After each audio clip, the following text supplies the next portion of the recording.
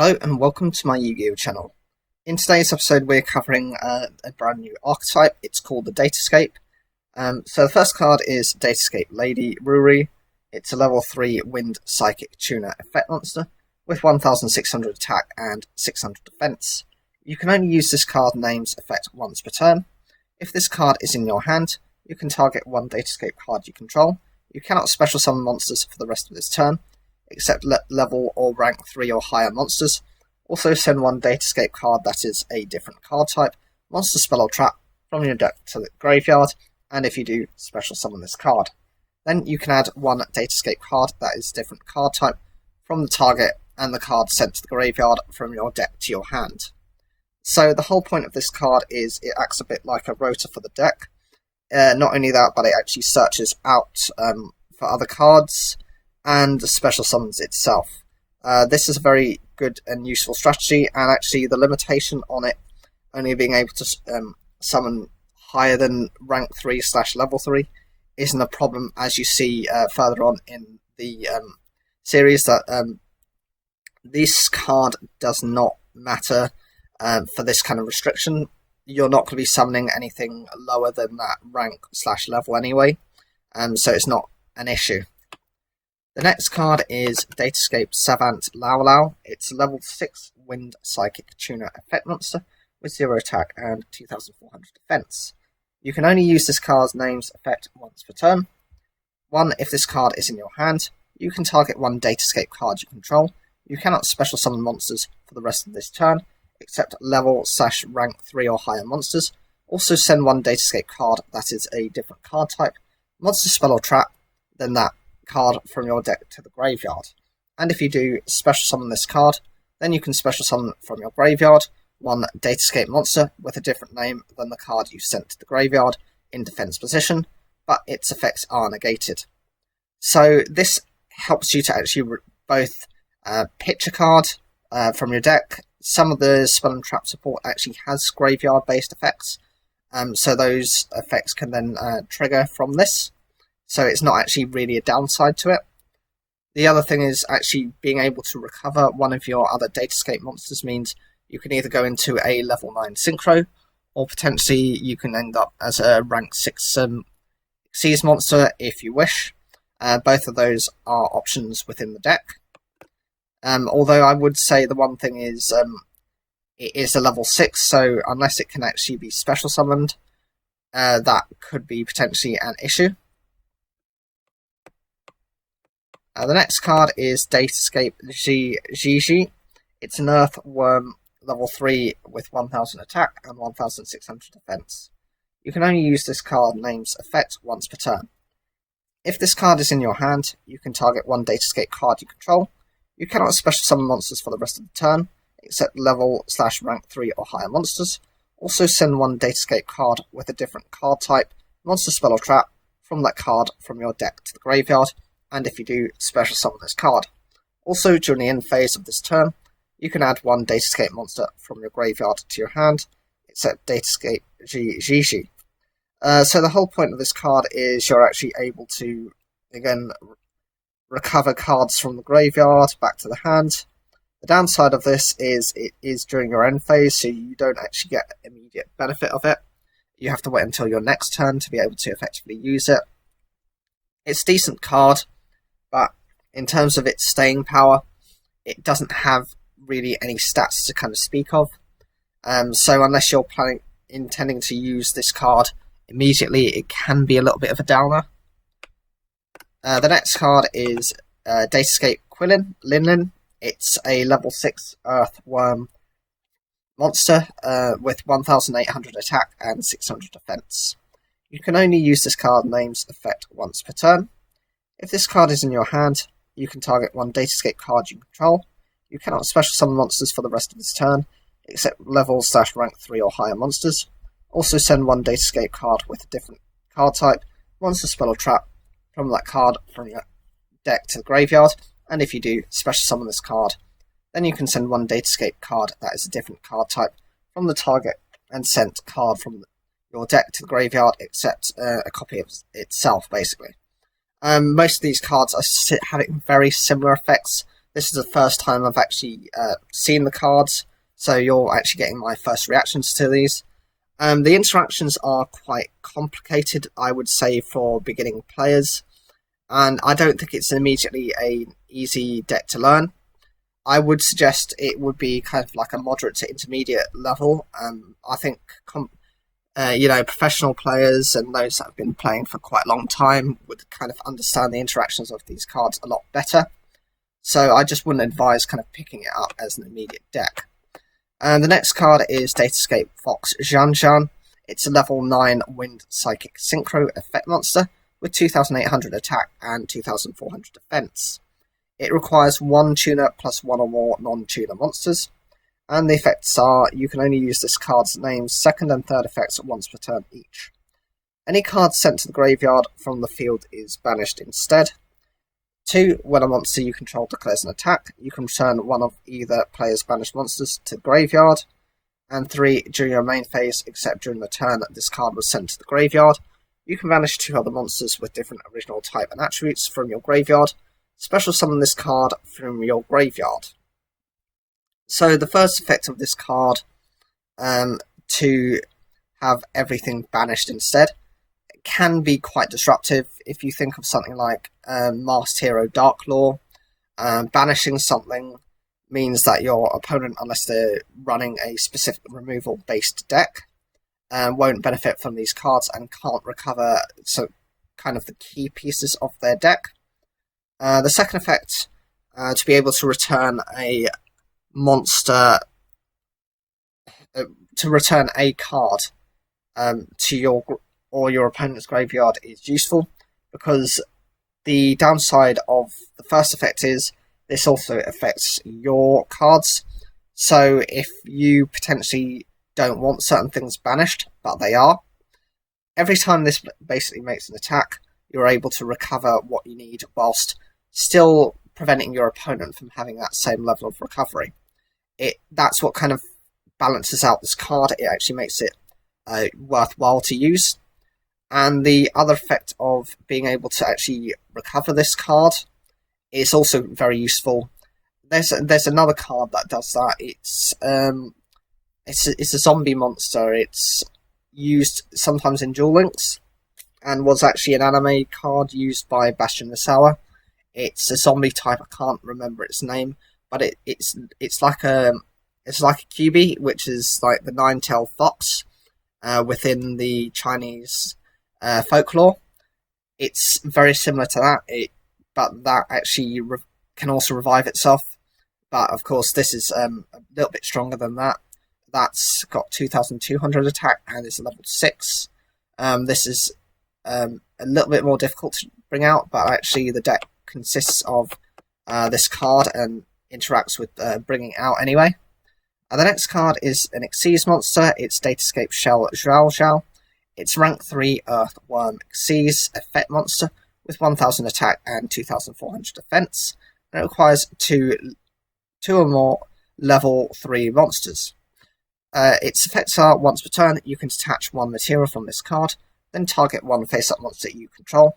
It cannot be destroyed by battle until the end of your opponent's turn. And 2, once per turn during damage calculation, if this card battled an opponent's monster, and there are 2 or more monsters with the same original type and attribute in your graveyard, you can banish that opponent's monster. So the first part of this effect is it's very easy to summon. The ability to protect some of your own cards is decent, because you might want to, say, protect this card or protect one of your other key pieces, which your opponent is not likely to be able to do anything about. Of course, this is only battle protection, so they could always just go with spell and traps to destroy your monsters. That's kind of the downside of it. The second effect, this deck runs on mostly either worm or psychic monsters, and actually runs on both the earth attribute and the wind attribute. It's combining the 2 attributes together, so you're likely to have a balance of each. So actually triggering the second effect of this card isn't so much of an issue, especially when you're likely to be running kind of pure builds. so you will be looking at running multiple copies of each card. Next card is Datascape Phoenix Feng Feng. It's a rank 6 Earthworm Seas monster with 2600 attack and 2000 defense. It requires 2 level 6 monsters. You can use this card's name's second effect only once per turn. Once per turn, you can detach 2 materials from this card, then target 1 face-up card your opponent controls, and 1 card in either graveyard and banish them. And 2, if this exceeds summoned card is destroyed by an opponent's attacking monster's attack, or an opponent's card effect, you can special summon 2 Datascape monsters with the same original type and attribute from your deck. So the first effect of this card is just generally a banish effect. It's not really that useful. It can only be used once whilst this card is on the field. So that's why it's not viable. It's not something like, I don't know, say with number 9 Dyson Sphere. I know it's a bit of a weird comparison. That card can actually recover its seized materials. This card doesn't really have any way of doing that. If it had, I would say definitely it's more useful than some of the other cards in this archetype. The second effect is actually, I would say, more useful because you have the potential to bring out either another rank 3 or a rank 6 monster through this effect. So you're actually able to generate more advantage from this card's destruction, and it's not just in response to a monster's attack, it's also by card effect, so there's a little bit more consistency with it. The next card is Datascape Capital Yugioh. It's a normal spell card with the effect you can only activate 1 card with this card's name per turn. 1. Place 1 Datascape Gate card directly from your deck face up in your spell and trap zone, then apply the following effects in sequence based on how many Datascape Gate cards you control. 2 or more Datascape monsters you control gain 200 attack for the rest of this turn. 3 or more, send the top 3 cards of your deck to the graveyard. Or 4, special summon up to 4 Datascape monsters with different names from your extra deck. So this card is very versatile for what it can do. The first part of the effect, 2 or more, the 200 attack gain is very minimal. It's not going to really do anything. If you're kind of already dominating your opponent, these boosts are so small, they will not make that difference. On the other hand, if your opponent is beating you, again, it's really not going to help you that much. The second part of the effect, for 3 or more, sending top 3 cards of your deck to the graveyard, means you could be pitching cards which can activate within the graveyard, so you could end up sending cards which eventually benefit you. And of course, the 4 is the best part of the effect because you're able to special summon cards from your extra deck with no other conditions to its name. There isn't any restrictions to it. There's no these effects are negated. There's no issue with them not being able to attack or being used for some other play, whether that be link summoning, further exceed summoning, synchro summoning. There are no restrictions to this part of the effect. So potentially, if you can get this card to its final effect, you could be in a very good point to actually finish your opponent for the rest of the turn. Datascape Gate Quillin is a continuous spell card.